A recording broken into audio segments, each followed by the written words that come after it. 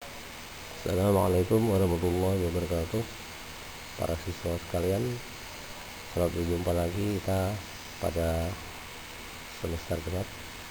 Adapun materi yang akan kita bahas untuk bahasa Indonesia kelas 12 adalah tentang teks iklan. Adapun kompetensi dasar yaitu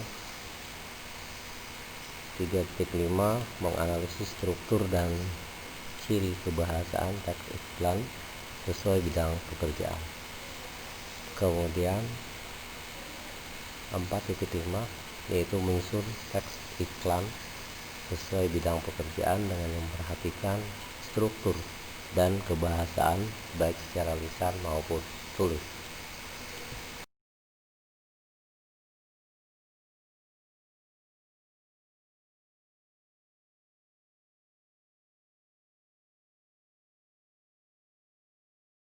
Tujuan pembelajaran: setelah kalian mempelajari materi ini, diharapkan dapat 1. Mengidentifikasi struktur teks iklan dengan cermat.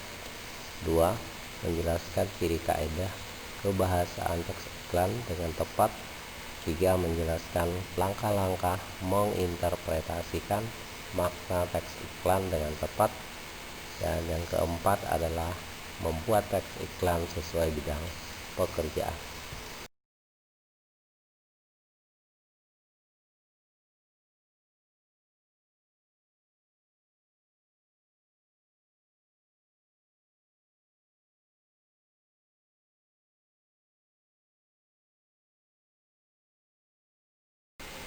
Dari keempat tujuan tadi, hal yang sangat penting untuk kalian ketahui adalah pengertian iklan, struktur teks iklan, kaidah kebahasaan teks iklan, menginterpretasi makna teks iklan, dan cara memproduksi iklan.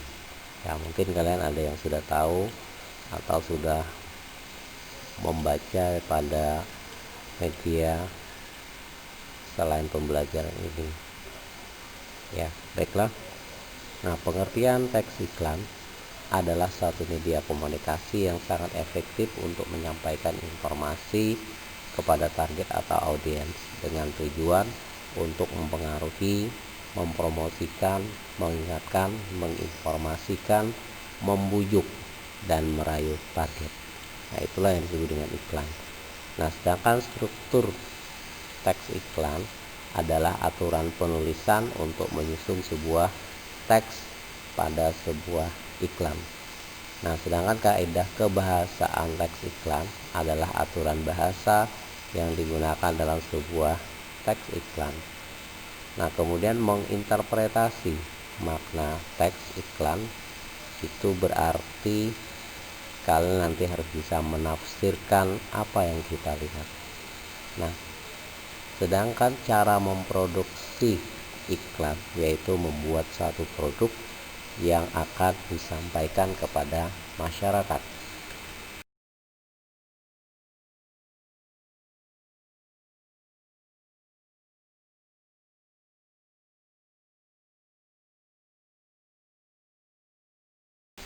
Struktur teks iklan ada 3. Yang pertama judul atau kepala tulisan atau disebut dengan istilah headline. Ini biasanya terletak di bagian paling atas dari teks iklan. Judul ini dibuat agar dapat dilihat pertama kali oleh masyarakat dan biasanya dibuat besar dan tebal. Yang kedua, sub judul atau disebut dengan sub headline. Biasanya digunakan untuk memberikan informasi yang sangat penting kepada calon konsumen.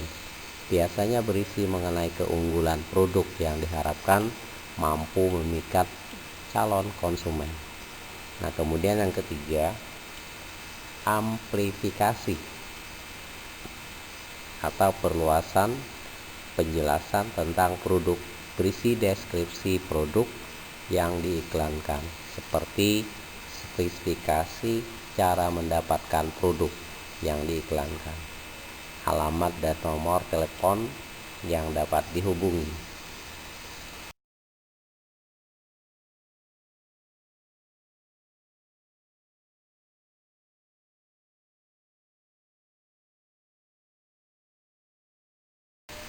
Selanjutnya, kaidah kebahasaan teks iklan. Yang pertama, bahasa iklan harus informatif, yaitu mampu memberikan informasi penting mengenai produk yang ditawarkan. Yang kedua, bahasa iklan harus persuasif, yaitu mampu membujuk, merayu, dan mengarahkan pembaca atau konsumen agar tertarik terhadap produk yang ditawarkan. Yang ketiga, bahasa iklan sebagai pengingat, yaitu mampu mengingatkan pembaca atau konsumen untuk selalu ingat produk yang ditawarkan. Keempat, bahasa iklan harus cepat, yaitu mampu mempercepat informasi itu sampai kepada pembaca atau konsumen. Yang kelima, bahasa iklan harus membentuk citra dengan menciptakan, memperbaiki, membangun, membentuk citra tertentu. Dan yang terakhir, keenam, bahasa iklan harus menguatkan, yaitu memantapkan konsumen untuk tetap yakin terhadap produk yang ditawarkan.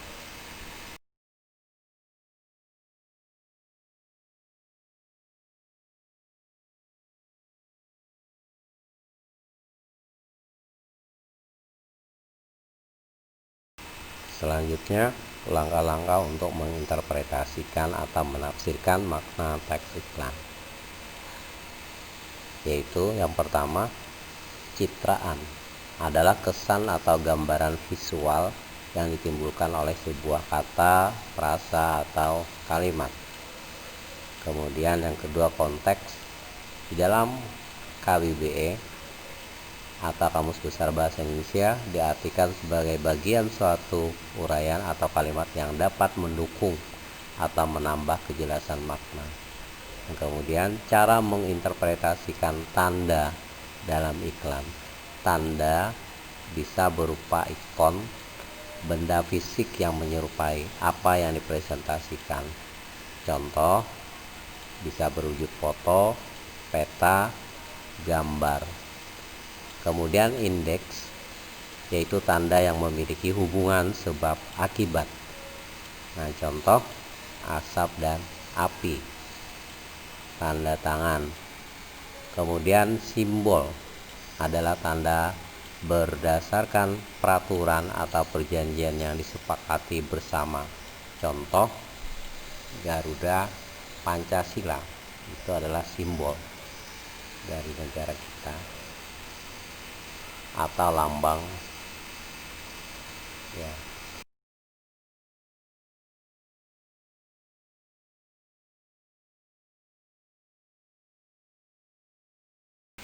Setelah kalian mendengarkan apa yang Bapak uraikan tadi, yaitu yang pertama tadi tentang pengertian teks iklan, struktur teks iklan, unsur kebahasaan, kemudian bagaimana cara menafsirkan. Nah, diharapkan juga kalian bisa memproduksi atau mengolah teks iklan. Ada empat langkah kalau kita ingin memproduksi teks iklan. Yang pertama, menentukan tema. Kedua, mengumpulkan bahan. Yang ketiga, menyusun kerangka. Dan yang terakhir adalah mengembangkan kerangka.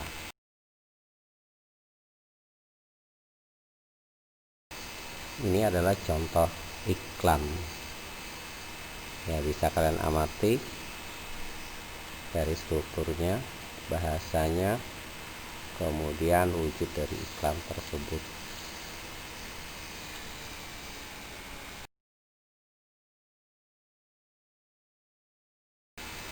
Kalau kita amati iklan tersebut dapat dianalisis menurut struktur, yaitu ada judulnya paling atas, Indonesia gotong royong optimis lawan COVID-19. Kemudian subjudulnya, masyarakat disiplin protokol kesehatan. Kemudian bagian ketiga adalah amplifikasi, itu ada tubuh iklan, yaitu penelitian dilakukan, inovasi atau vaksin dan alat kesehatan, pemerintah gencarkan tes, motif pelacakan agresif dan tindakan medis. kemudian perluasan itu berisi sumber COVID-19 UID oleh visual 2806O20-LSPR.